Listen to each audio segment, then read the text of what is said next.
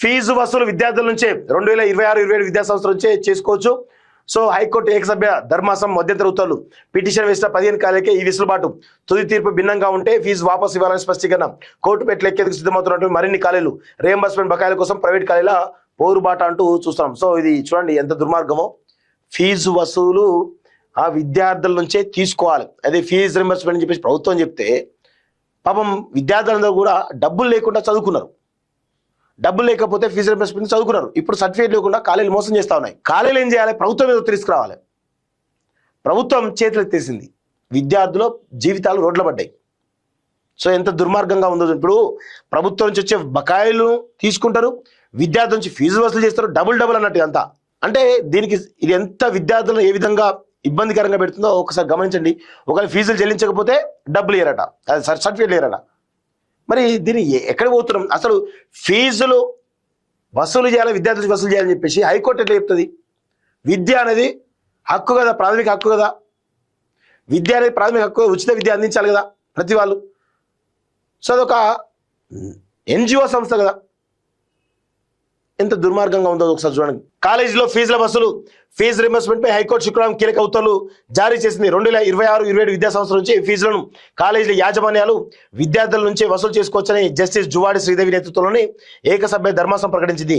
Fee reimbursement ప్రభుత్వం సకాలంలో చెల్లించడం లేదని, అందువల్ల ఫీజులను విద్యార్థుల నుంచి వసూలు చేసుకునేందుకు అనుమతి ఇవ్వాలని 15 కాలేజీలు హైకోర్టులో పిటిషన్లు దాఖలు చేశాయి. ఈ పిటిషన్ను విచారించిన ధర్మాసనం వచ్చే విద్యా సంవత్సరం నుంచి అమల్లోకి తీసుకోవాలని చెప్పేసి చాలా స్పష్టంగా, అంటే ఫీజు రింబర్స్మెంట్ ను ఎత్తేసేటువంటి ఒక భారీ కుట్ర జరుగుతూ ఉంది. సో ఇప్పుడు నిజంగా ఇప్పుడు ఫీజు రింబర్స్మెంట్ లేదు, మీరు ఫీజుల ద్వారానే చదువుకోవాలి అని చెప్పి స్పష్టమైనటువంటి ఆర్డర్ ఉంటే 100% ఫీజు ఒక విద్యార్థులు ఎవరుతున్నారో వాళ్ళు చదువుకోవాలా, ఈ కాలేజీలో చదువుకోవాలా లేదా అనేది వాళ్ళు డిసైడ్ అవుతారు.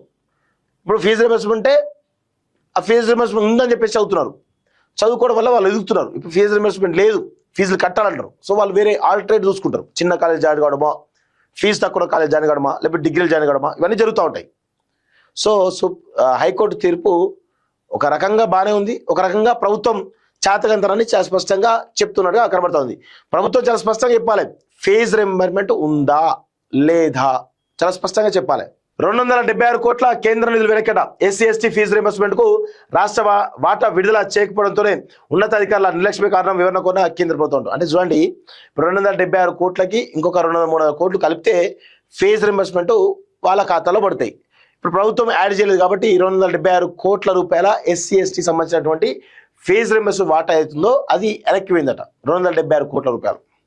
చూడండి ఎంత దుర్మార్గంగా ఉందో గమనించండి. AI సునామీ వస్తోంది. హైదరాబాద్ లో హైటెక్స్ లో జరిగినటువంటి అటెక్సా ఖాన్ సదస్సులో సీఎం రేవంత్ రెడ్డి అంటూ చూస్తాం, ఎదుర్కొనేందుకు అందరూ సిద్ధంగా ఉండాలి, వైట్ కాలర్ కు బదులు బ్లూ కాలర్ ఉద్యోగాలు పెంచాలి, ప్రభుత్వ విద్యా విధానంలో సంస్కరణ అవసరం, ఒక్క విద్యార్థికి ₹1,00,000 పైగా ఖర్చు చేస్తున్నామని చెప్తున్నాడు.